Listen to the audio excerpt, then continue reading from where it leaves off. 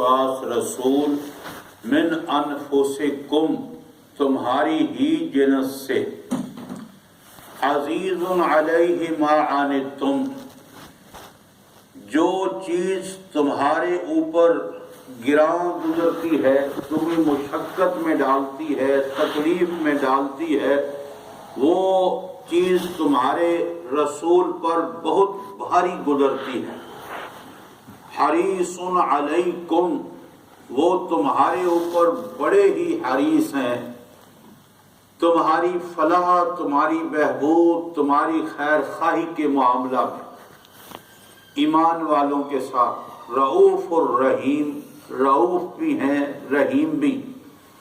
فَإِن تَوَلَّوْا پس اگر تم پھر جاؤ تو فقل کہہ دیجئے حسبی اللہ میرا اللہ ہی مجھے کافی ہے، لا الہ الا ہو اس اللہ کے سوا کوئی حاکم و فرما روا نہیں ہے، معبود نہیں ہے، اسی پر میرا توکل اور بھروسہ ہے، اور وہی عرش عظیم کا رب اور مالک ہے۔ محترم بھائیوں اور بہنوں، حج کا سیزن، حج کا موسم گزر چکا ہے، اور حج کے موسم کی نسبت سے جو اعمال کچھ تھے ان پہ گفتگو ہوئی ہے، لیکن حج کے موسم کی نسبت سے ایک اللہ کے پاک پیغمبر حضرت محمد صلی اللہ علیہ وسلم کا آخری خطبہ بھی ہے، جو ہر سال جو ہے میدان عرفات میں امام حرم جو ہے ارشاد فرماتے ہیں، اور مختلف زبانوں میں اس کا ترجمہ بھی ہوتا ہے، لیکن بس ہم اس اجتماع کو دیکھتے ہیں اور اس منظر کو دیکھتے ہیں، اس خطبے کی طرف ہم بہت کم ہی توجہ کرتے ہیں۔ اس لیے میں چاہتا ہوں کہ تفصیل کے ساتھ، وضاحت کے ساتھ نبی اکرم صلی اللہ تعالی علیہ وسلم کے اس خطبے پہ آپ کے سامنے کچھ گزارشات عرض کر۔ علماء محققین نے بڑی خوبصورت بات لکھی ہے، جناب رسول اللہ صلی اللہ تعالی علیہ وسلم کی ذات گرامی کی زندگی کے جو آخری آنسو اس امت کے حق میں بہے تھے، وہ تمام کے تمام حجۃ الوداع کے خطبہ میں جمع۔ میرے بھائیوں، اس وقت جب آپ صلی اللہ تعالی علیہ وسلم نے یہ خطبہ ارشاد فرمایا، آپ جانتے ہیں کہ یہ آخری سال تھا آپ کی زندگی مبارک کا، اور آپ کی زندگی کا یہ آخری حج تھا اور میدان عرفات تھا، اس لیے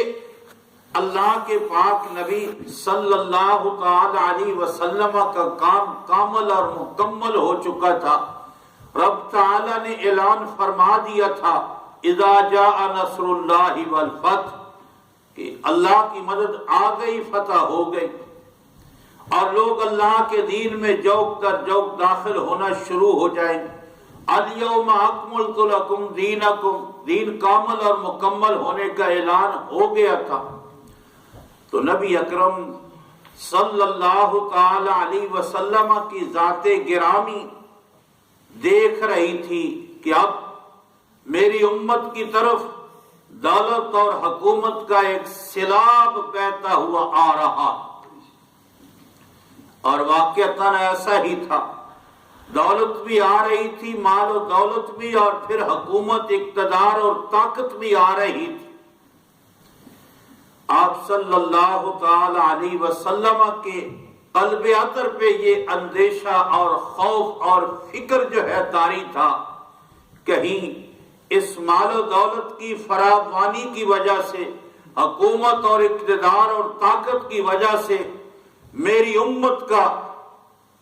رابطہ اتحاد جو ہے یہ پارا پارا نہ ہو جائے، یہ ٹولیوں میں نہ بٹ جائیں، یہ جماعتوں میں نہ بٹ جائیں، ان کا اتحاد و اتفاق جو ہے وہ نہ ٹوٹ جائے،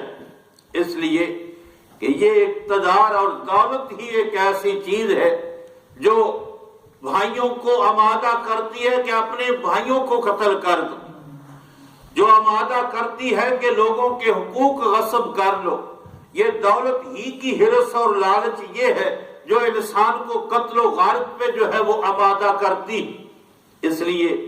آپ صلی اللہ تعالی علیہ وسلم محسوس کر رہے تھے یہ دولت کی فراوانی، حکومت اور اقتدار کا سیلاب جو میری امت کی طرف آ رہا ہے، کہیں اس کی وجہ سے میری امت کا اتحاد نہ پارا پارا ہو جائے، اتحاد نہ ٹوٹ جائے۔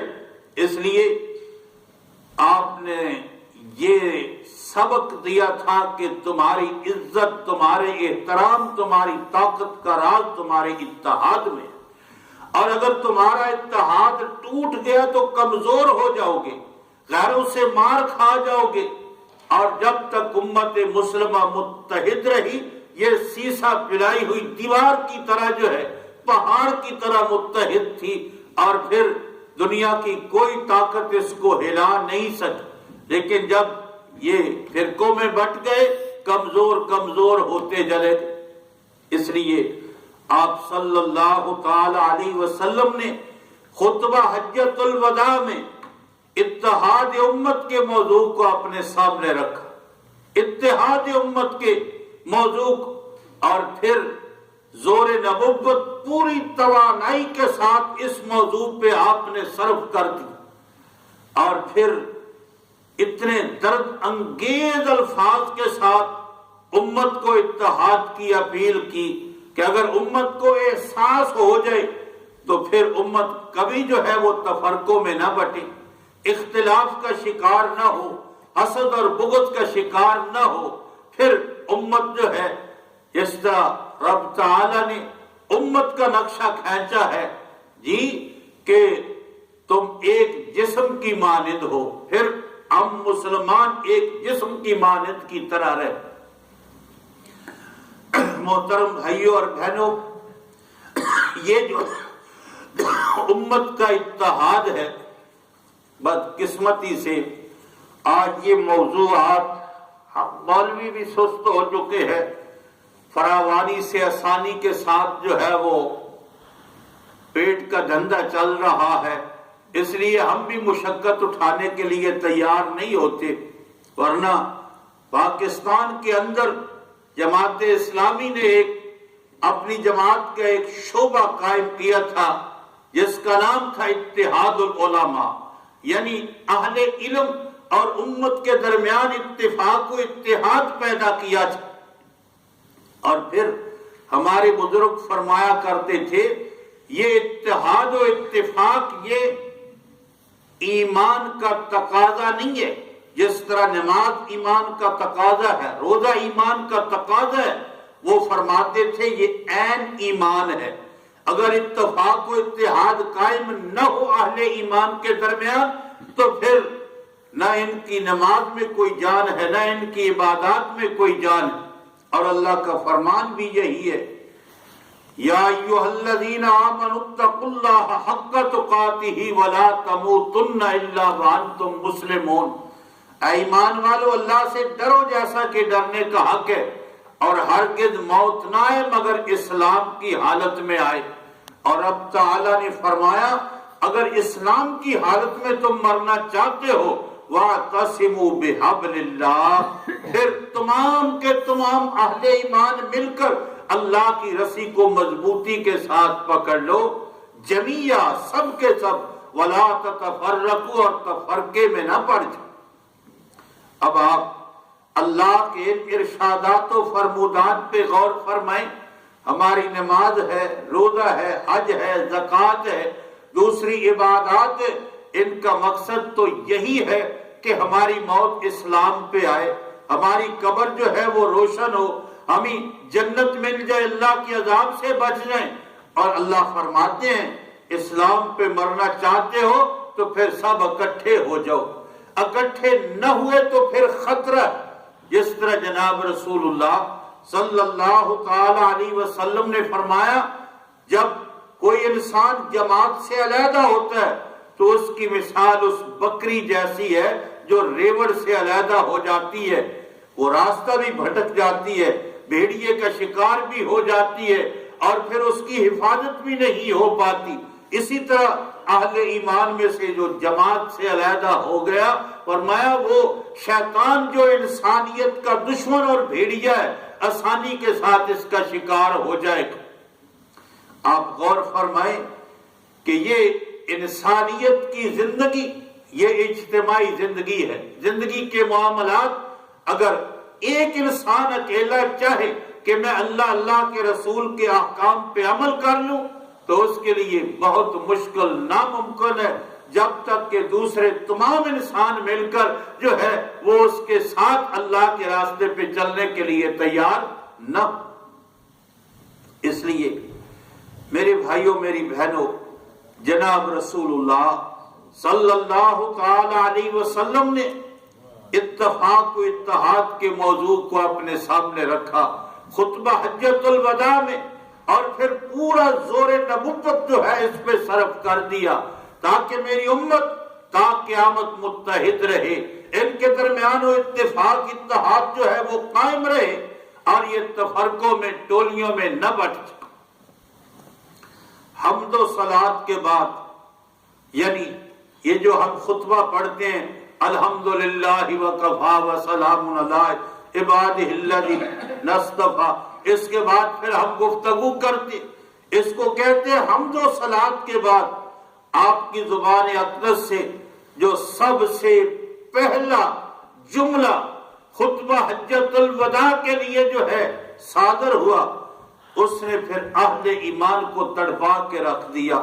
اہل ایمان کو پریشان کر کے رکھ دیا۔ جس نے بھی سنا اس کی آنکھوں میں آنسو جاری ہو گئے اور وہ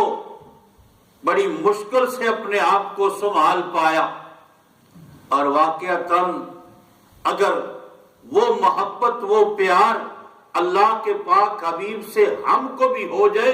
تو آج بھی وہ جملہ ایسا جملہ ہے جس کی وجہ سے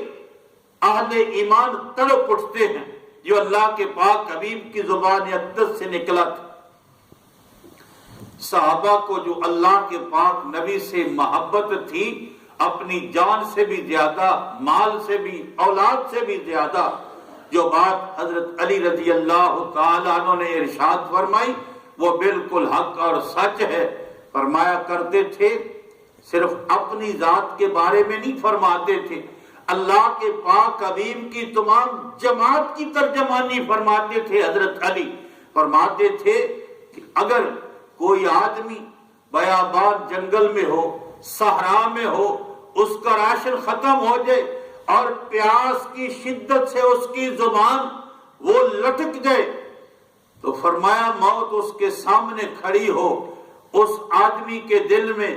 ٹھنڈے اور میٹھے پانی کی اتنی طلب اور محبت نہیں ہوتی جتنی محبت ہمارے دلوں میں اللہ کے رسول کی موجود ہے۔ یعنی زندگی سے بھی بڑھ کر اللہ کے پاک نبی سے وہ محبت اور پیار کرتے تھے۔ اور وہ تو بڑا مشہور واقعہ ہے، ایک صحابی رسول دربار نبوت میں حاضر ہوئے، نہایت ہی پریشان، اللہ کے پاک نبی صلی اللہ تعالی علیہ وسلم دیکھ کر ان کو گھبرا گئے اور پوچھا کیا بات ہے، کیا پریشانی ہے، کیا غم ہے؟ عرض کہ اللہ کے رسول آج مجھے ایک خیال آیا ہے جس نے مجھے بے تاب اور پریشان کر دیا ہے۔ فرمایا کیا خیال آیا ہے؟ کہا اللہ کے رسول میرا حال تو یہ ہے کہ میں کھیت میں ہوں، بازار میں ہوں، گھر میں ہوں، جہاں بھی ہوں، جب آپ مجھے یاد آتے ہیں تو سب کو چھوڑ چھاڑ کر جب تک کہ میں آپ کی زیارت نہ کر لوں مجھے چین نہیں آتا۔ آج مجھے خیال آیا ہے کہ اگر میرے رب نے میری بخشش فرما دی، مجھے جنت مل گئی تو آپ کا مقام تو بہت بلند ہوگا، آپ تو بہت عرفہ اور اعلیٰ مقام پہ تشریف فرما ہوں گے، اور اس جنت کے اندر آپ کی زیارت مجھے نہ ہوئی تو پھر میری بے تابیوں کو چین کیسے آئے گا، میری بے چینیوں کو سکون کیسے آئے گا، وہاں میرا کیا بنے گا؟ آپ صلی اللہ تعالی علیہ وسلم نے ابھی جواب نہیں دیا تھا، رب تعالی نے اپنی طرف سے جواب نازل فرما دیا۔ فرمایا من یطع الرسول فقط، جو اللہ کے رسول کی اطاعت کرتا ہے، فاولئک مع الذین انعم اللہ، اس کو انہی لوگوں کے ساتھ شامل کیا جائے گا جن پہ اللہ نے انعام کیا ہے۔ وہ انبیاء ہیں، وہ صدیقین ہیں، وہ شہداء ہیں، وہ صالحین ہیں۔ شرط یہ ہے کہ اللہ کے رسول۔ تو میں عرض کر رہا تھا کہ صحابہ کے دلوں میں یہ محبت تھی اللہ کے پاک حبیب۔ اور پھر جب آپ اس دنیا سے تشریف لے گئے تو ایک صحابی اپنے باغ میں کام کر رہے تھے، ان کا بیٹا دوڑتا ہوا گیا، کہا ابا اللہ کے پاک نبی تو دنیا کو چھوڑ گئے، آپ تو جنت الفردوس جنت المأوہ میں تشریف فرما ہو گئے۔ اسی وقت صحابی نے بے ساختہ پروردگار اب مجھے یہ آنکھوں کا نور نہیں چاہیے، آنکھوں کی بینائی نہیں چاہیے، اب دنیا کی چیزیں تو میری آنکھیں دیکھ سکتی ہیں، تیرا محبوب مجھے نظر نہیں آئے گا، مہربانی یہ فرما کہ میری آنکھوں کو اندھا کر۔ اللہ نے ان کی آنکھوں کے نور کو ان کی دعا کی وجہ سے سلب کر لیا۔ یہ سچی محبت کی وجہ سے ہو سکتا ہے، ورنہ میرے بھائیوں اگر صرف محبت کا دعویٰ ہو تو کوئی ایسی دعا نہیں کر سکتا۔ تو یہ صحابہ کرام کی محبت ہی پیار تھا۔ اللہ ہم کو بھی اللہ کے محبوب سے ایسی ہی محبت نصیب فرمائے۔ اور وہ حدیث بھی سن لیں، ایک صحابی رسول دربار نبوت میں حاضر ہوئے، عرض کے یا رسول اللہ صلی اللہ علیہ وسلم قیامت کب آئے گی؟ آپ نے فرمایا اس سوال کو چھوڑ، قیامت کب آئے گی، اس نے تو آنا ہی آنا ہے، اس کا آنا تو یقینی ہے، وہ تو کسی صورت ٹلنے والی چیز ہی نہیں ہے۔ تو مجھے یہ بتا کہ تو نے اس قیامت کی گھڑی کے لیے تیاری کیا کر رکھی ہے۔ اصل سوال یہ ہے کہ اس قیامت کے آنے سے پہلے اس قیامت کی تیاری کیا کر رکھی ہے انسانوں نے۔ اس نے سوچ کے عرض کیا یا رسول اللہ صلی اللہ علیہ وسلم، میرے پاس اور تو کچھ نہیں ہے قیامت کے لیے، لیکن اللہ اور اللہ کے رسول کی محبت میرے پاس ہے۔ آپ صلی اللہ تعالی علیہ وسلم نے فرمایا پھر خوش ہو جا، قیامت کے دن تو انہی کے ساتھ ہوگا جن سے تو محبت کرتا ہے۔ صحابہ کہتے ہیں آپ کے اس ارشاد اور اس فرمان سے ہمیں اتنی خوشی ہوئی کہ اگر ساری کائنات کی دولت ہم کو مل جاتی تو ہمیں اتنی خوشی نہ ہوتی جتنی آپ کے اس فرمان سے ہمیں خوشی ہوئی، اس لیے کہ وہ سچے محب تھے اور وہ سمجھ گئے کہ ہم دل کی گہرائیوں سے اللہ کے پاک نبی سے محبت کرتے ہیں، پیار کرتے ہیں، اور یقیناً ہمارے اعمال ان میں اگر کمزوری بھی ہوئی تو پھر بھی اللہ اپنی رحمت سے اپنے نبی کے ساتھ ہمیں کر دے۔ اللہ ہمیں بھی ایسی سچی محبت نصیب فرمائے۔ اور الحمدللہ ہم جیسے کیسے بھی ہیں اللہ کے پاک نبی کی اپنے دلوں میں محبت تو رکھتے ہیں۔ وہ ایک خان صاحب تھے، انہوں نے حضرت تھانوی علیہ الرحمہ سے ایک دفعہ عرض کیا، حضرت جی اللہ کے پاک حبیب کا فرمان یہ ہے کہ تم اس وقت تک مومن نہیں ہو سکتے جب تک سب سے بڑھ کر جان مال اولاد سے میری ذات گرامی کے ساتھ تم محبت نہیں کرتے۔ اور میرا حال یہ ہے کہ میرے دل میں میرے باپ کی محبت میں محسوس کرتا ہوں، اولاد کی محبت محسوس کرتا ہوں، مال کی محبت محسوس کرتا ہوں، لیکن اللہ کے رسول کی محبت کبھی مجھے محسوس نہیں ہوئی کہ میرے دل میں اللہ کے رسول کی محبت بھی ہے۔ حضرت تھانوی خاموش ہو گئے۔ دوسرے تیسرے دن حضرت تھانوی علیہ الرحمہ نے جناب رسول اللہ صلی اللہ تعالی علیہ وسلم کی عظمت پہ، آپ کی شان اور آپ کے مقام پہ جو ہے وہ تقریر فرمائی، بات فرمایا۔ اجتماع تھا، وہ خان صاحب بھی درمیان میں بیٹھے ہوئے تھے۔ حضرت تھانوی نے جب محسوس کیا کہ لوگ اب اللہ کے پاک حبیب کی عظمت اور شان سننے میں محو ہو گئے ہیں، مست ہو گئے ہیں، تو انہوں نے کانٹا بدلا اور فوری طور پہ اس خان صاحب کے باپ کی تعریف شروع کر دی۔ لوگ چیخ اٹھے، انہوں نے کہا حضرت کیا کرتے ہو؟ وہ پہلے والی بات کو کرو۔ وہ خان صاحب بھی اٹھ کھڑے ہوئے، کہا اللہ کے بندے، اللہ کے رسول کی تعریف کو چھوڑ کر میرے باپ کی تعریف؟ تو حضرت تھانوی نے فرمایا بھائی خان صاحب، نہ تو میں تیرے باپ کی غیبت کر رہا ہوں، نہ تیرے باپ کو برا بھلا کہہ رہا ہوں، نہ تیرے باپ کو جو ہے کچھ اور کوس رہا ہوں، تیرے باپ کی تعریف ہی تو کر رہا ہوں نا۔ کہا نہیں، اللہ کے رسول کی تعریف کے ساتھ میرے باپ کی تعریف کی کوئی حیثیت نہیں۔ فرمایا یہ جواب ہے تیرے اس سوال کا، دیکھ میں نے تیرے باپ کی تعریف کی ہے، لیکن اللہ کے رسول کی ذات گرامی کی تعریف کے ساتھ تو نے برداشت نہیں کیا کہ ان کی تعریف کو چھوڑ کر میرے باپ کی تعریف جو ہے وہ کی جائے۔ الحمدللہ ہمارا حال بھی کیا خیال ہے کہ میں یہاں منبر پہ بیٹھ کر آپ کے آبا و اجداد کی تعریف شروع کروں تو دوسرے جمعہ آپ آنا ہی چھوڑ دیں گے کہ یہ کیا بکواس کرتا ہے، اس کی ضرورت ہی کیا ہے۔ لیکن اللہ کے پاک نبی کی تعریف ہر جمعے کو کرتا رہوں تو دلچسپی کے ساتھ اہل ایمان سنتے رہیں گے۔ اللہ ہمیں یہ ذوق عطا فرمائے، یہ شوق عطا فرمائے۔ لیکن اس میں بھی اب کمزوری واقعہ ہو رہی ہے، کمزوری واقعہ ہو رہی ہے۔ میرے بھائیوں، جناب رسول اللہ صلی اللہ تعالی علیہ وسلم کے ارشادات ہوں، آپ کی ذات گرامی کا تذکرہ ہو، اللہ بھی پیار اور محبت سے سنتے ہیں، اہل ایمان کو بھی پیار اور محبت سے سننا چاہیے۔ اور زندگی کا حاصل یہی ہے کہ جو زندگی کے لمحات اللہ کے پاک نبی کی سیرت کے سننے اور سنانے میں گزر جائیں، کل قیامت کو وہی زندگی کے لمحات قیمتی ٹھہرے گی، اور دوسری زندگی جو آگے پیچھے اس کی تو کوئی حیثیت ہی نہیں ہو۔ اس لیے آپ صلی اللہ تعالی علیہ وسلم نے حمد و صلات کے بعد جو سب سے پہلا جملہ ارشاد فرمایا خطبہ حجۃ الوداع میں، اس نے صحابہ کو تڑپا کے رکھ دیا،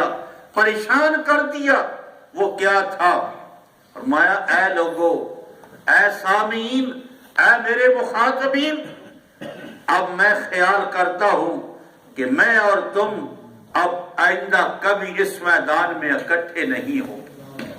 صحابہ تڑپ اٹھے تھے کہ یہ آخری ملاقات ہے، یہ آخری دیدار ہے آقا کا، یہ آخری ارشادات و فرمودات ہیں آقا کے جو آج ہم اس میدان عرفات میں سن رہے ہیں۔ اور یہ حضرت محمد صلی اللہ علیہ وسلم کی جدائی کا تصور صحابہ تو برداشت بھی نہیں کر سکتے تھے۔ اور پھر آپ کے اس ارشاد سے اس اجتماع کی جو غرض و غائب تھی وہ کھل کر سامنے آ گئی کہ آپ اپنی زندگی کا آخری وعد فرما رہے ہیں، اپنی زندگی کا آخری خطبہ ارشاد فرما رہے ہیں، اور آپ ہمیں اپنی اس دنیا سے جاتے ہوئے آخری نصائح اور وصیتوں سے نواز رہے ہیں۔ میرے بھائیوں، میری بہنوں، نبی اکرم صلی اللہ تعالی علیہ وسلم اس کے بعد پھر اہل ایمان کی طرف متوجہ ہوئے اور فرمایا اے لوگو، تمہارا خون، تمہارا مال، تمہاری عزت ایک دوسرے کے لیے اسی طرح محترم ہے، اسی طرح محترم ہے جس طرح یہ آج کا دن جمعے کا دن تھا، یہ آج کا مہینہ ذی الحجہ کا مہینہ، یہ آج کا شہر مکہ المکرمہ، جس طرح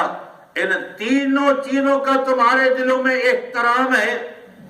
اس سے بڑھ کر تمہارا آپس میں مال جان خون کے جو رشتے ہیں وہ ان سے بھی زیادہ محترم۔ آپ غور فرمائیں، عام نمازوں میں کتنے لوگ آتے، لیکن جمعے کے دن لوگ کھچے ہوئے آتے جی، اور پھر شہر مکہ، اور پھر یہ ذی الحجہ کا مہینہ، فرمایا جس طرح یہ محترم ہے اسی طرح تمہارے درمیان تمہارا مال و جان، تمہاری عزت ایک دوسرے کے لیے اسی طرح محترم ہے۔ ترمذی شریف کی حدیث ہے، نبی اکرم صلی اللہ تعالی علیہ وسلم کعبے کا طواف فرما رہے ہیں اور آپ طواف کرتے کرتے رک جاتے ہیں، کعبۃ اللہ کی طرف آپ متوجہ ہو جاتے ہیں اور پھر آپ کعبہ کو خطاب کرتے ہیں، فرماتے ہیں کعبہ اللہ نے تجھے بڑا احترام عطا کیا ہے، بڑی عزتیں عطا کی ہیں، بڑی شانیں عطا کی ہیں، اور واقعتاً کعبہ کی جو عظمت اور شان ہے کائنات میں کسی اور مکان کی تو وہ نہیں ہو سکتی نا۔ وہاں بیٹھ کر صرف کعبہ کو دیکھتے رہے تو اللہ کی رحمتوں کا نزول ہوتا رہتا ہے، اور تیرے اندر جو نور ہے اس کی بھی کوئی انتہا نہیں، لیکن اے کعبہ میں اللہ کو گواہ بنا کے اس بات کی شہادت دیتا ہوں، وہ اللہ کا بندہ جس کے دل میں ایمان کی دولت ہے، اللہ کے دربار میں اس کی عزت کعبہ تجھ سے بھی زیادہ ہے۔ اب کعبے کو کوئی ڈھانے کی کوشش کرتا ہے، کعبے کی توہین کرنے کی کوئی کوشش کرتا ہے؟ اللہ کے رسول تو فرماتے ہیں کہ اہل ایمان جن کے دلوں میں ایمان کی دولت موجود ہے ان کا ادب و احترام اللہ کے دربار میں کعبے سے بھی زیادہ ہے۔ اس لیے وہ جو اللہ کا فرمان ہے نا، وَمَن يَقْتُلْ مُؤْمِنًا مُتَعَمِّدًا فَجَزَاؤُهُ جَهَنَّمُ خَالِدًا فِيهَا، جو کسی مومن کو جان بوجھ کر قتل کرتا ہے اللہ کے دربار میں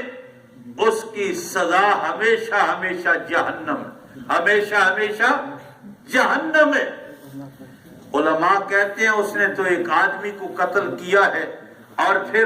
زیادہ سے زیادہ اس کے بدلے میں قتل، ہمیشہ کی سزا جہنم۔ تو علماء فرماتے ہیں اس لیے کہ جو اس آدمی کے دل کے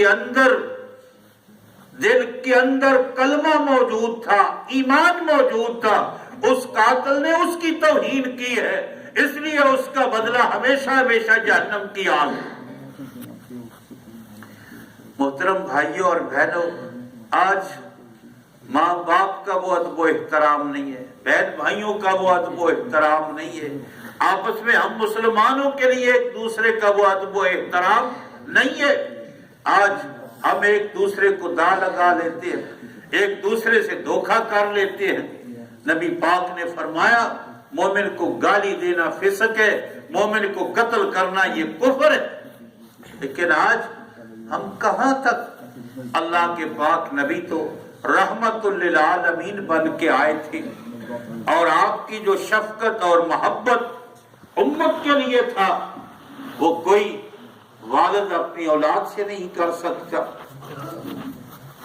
آپ نے تو جانوروں کے حقوق بھی بتائے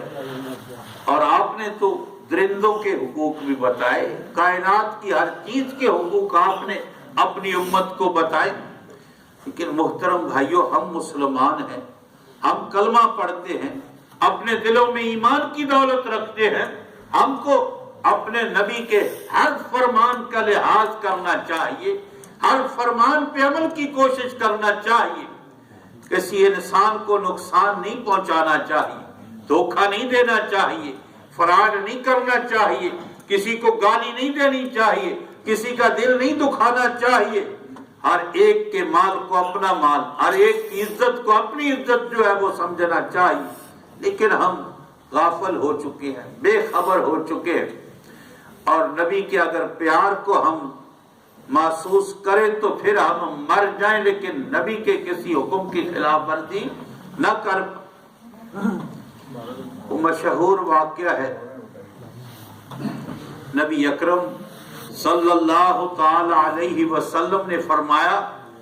میرے رب نے مجھے اختیار دیا کہ میں چاہوں تو میری آدھی امت کو بخش دیا جائے، آدھی امت کو، اور اگر میں چاہوں تو میدان معاشر میں اللہ کی طرف سے شفاعت اور سفارش والی نعمت کو حاصل کر لوں، تو میں نے شفاعت والی اللہ کی شرط کو قبول کر لیا، آدھی امت کی بخشش کو میں نے پس پشت ڈال دیا۔ عرض کہ اللہ کے رسول، آدھی امت کا بخشا جانا بڑی سعادت کی بات تھی، فرمایا آدھی جو باقی رہ جاتی پھر اس کا کیا بنتا؟ اس لیے میں نے شفاعت والی اللہ کی نعمت کو اس لیے قبول کیا ہے کہ میں چاہتا ہوں میری پور سے پوری امت بخشی جائے۔ اور پھر ایک رات نبی اکرم صلی اللہ تعالی علیہ وسلم اللہ کے دو برگزیدہ پیغمبروں کی دعاؤں کو پڑھتے رہے اور روتے رہے۔ ایک دعا جناب ابراہیم علیہ السلام کی ہے، ایک دعا جناب عیسیٰ علیہ السلام کی ہے۔ جناب ابراہیم علیہ السلام کی دعا یہ ہے، رب انہن اضللن کثیرا من الناس فمن تبعنی فإنہ منی ومن عصانی فإنک غفور رحیم۔ اے میرے پروردگار، ان بتوں نے تیرے بہت سے بندوں کو گمراہ کر دیا ہے، یعنی بتوں کی وجہ سے تیرے بندے گمراہ ہوئے ہیں۔ اے میرے پروردگار، جو تیرے بندوں میں سے میری اتباع کرتا ہے، میری بات مان لیتا ہے، میرے ساتھ ہو لیتا ہے، فَإِنَّهُ مِنِّي، وہ میرا ہے، وہ میرا ہے۔ اور فرمایا وَمَنْ عَصَانِي، اور جو میری نافرمانی کرتا ہے، میری بات نہیں مانتا،